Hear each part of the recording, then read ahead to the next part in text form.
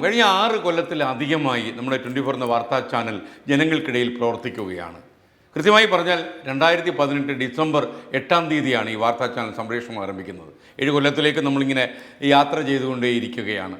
അപ്പോൾ ഈ കാലത്തിനിടയിൽ പ്രേക്ഷകരുടെ പ്രശ്നങ്ങളിൽ ഇടപെടാൻ കഴിഞ്ഞു. നമ്മൾ തമ്മിലുള്ള ആത്മബന്ധം കുറച്ചുകൂടി തീവ്രമായി.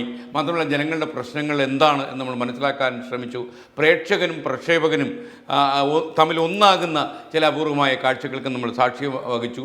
ലോകത്തിൽ ആദ്യമായി പ്രേക്ഷകരുടെ ഒരു സംസ്ഥാന സമ്മേളനം വിളിച്ച വാർത്താ ചാനലായി 24 മാറി. അപ്പോൾ ജനങ്ങൾക്ക് ഒരുപക്ഷെ പ്രേക്ഷകരെ നേരിട്ട് പേരിട്ട് വിളിക്കാൻ പറ്റുന്ന വാർത്താ ചാനലായി ഇത് മാറി എന്നുള്ള അവകാശവാദം കൂടി ഞങ്ങൾ ഉന്നയിക്കുകയാണ്. ഒരുപാട് ആളുകളെ ഇപ്പം നമുക്ക് നേരിട്ട് അറിയാം. ഇതിനിടയിൽ നമുക്ക് ഒരുപാട് വാർത്താ ചാനലുകൾ വരുന്നു, ഒരുപാട് അവകാശവാദങ്ങൾ വരുന്നു, ജനങ്ങൾക്ക് കൺഫ്യൂഷൻ ഉണ്ടാകുന്നു.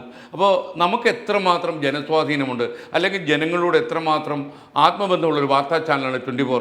ജനങ്ങൾ ഈ വാർത്താ ചാനലിനെ കുറിച്ച് ആലോചിക്കുന്നുണ്ടോ? 24 നൽകുന്ന കാര്യങ്ങളൊക്കെ നമ്മുടെ കേരളത്തിലെ ജനങ്ങൾ സ്വീകരിക്കുന്നുണ്ടോ? ഈ കാര്യങ്ങളൊക്കെ അറിയാൻ ഒരു ജനകീയ സർവേ തന്നെ നേരിട്ട് ഞങ്ങൾ നടത്തി. വിവിധ പ്രായത്തിലുള്ള ആൾക്കാരുടെ ഇടയിലാണ് ഈ സർവേ നടത്തിയത്.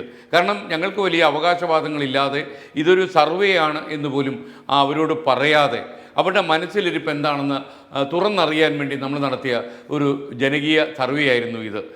ഏതാണ്ട് 100 കണക്കിന് ആളുകൾ പങ്കെടുത്ത ഈ സർവേയുടെ സാമ്പിളൊക്കെ തന്നെ ആർക്ക് വേണമെങ്കിലും പരിശോധിക്കാവുന്നതാണ്. ആ രീതിയിലുള്ള ഒരു സർവേ ആയിരുന്നു ഇത്. വളരെ ഓപ്പൺ ആയിട്ടുള്ള ഒരു സർവേ, എല്ലാ ജനാധിപത്യവും പാലിച്ചുകൊണ്ട് നമ്മൾ നടത്തിയ ഒരു സർവേയുടെ ഫലം ഇന്ന് നമ്മൾ ജനങ്ങൾക്ക് വേണ്ടി അത് നമ്മൾ പ്രസിദ്ധപ്പെടുത്തുകയാണ്.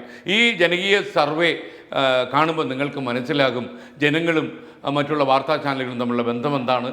24ൻ്റെ ഇരിപ്പിടം ജനഹൃദയങ്ങളിലാണോ, അതോ ജനഹൃദയങ്ങളിൽ അവരിട്ട കസേര അവരെടുത്ത് മാറ്റിയിട്ടുണ്ടോ, അതോ ആ കസേര സ്ഥിരമായി അവർ പ്രതിഷ്ഠിച്ചിരിക്കുകയാണോ? അങ്ങനെ കുറേ കാര്യങ്ങൾ സിംപ്ലി പറഞ്ഞു കഴിഞ്ഞാൽ 24ൻ്റെ പ്രേക്ഷക ഹൃദയങ്ങളിലുള്ള സ്ഥാനം എന്താണ്?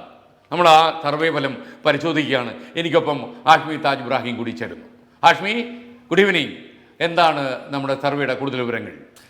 Yes, good evening S K. Thanks lot. അപ്പോൾ അതാണ് ഈ സർവേയുടെ ഒരു പശ്ചാത്തലം എന്താണ്, എന്തുകൊണ്ട് നമ്മൾ ജനങ്ങളിലേക്ക് ഈ പറയുന്ന ചോദ്യത്തിൻ്റെ അല്ലെങ്കിൽ ചോദ്യാവലിയുമായി നമ്മൾ ഇറങ്ങി എന്നതിൻ്റെ ഒരു കാര്യങ്ങൾ വളരെ സംക്ഷിപ്തമായി ചുരുക്കി പറയുകയായിരുന്നു എസ് കെ.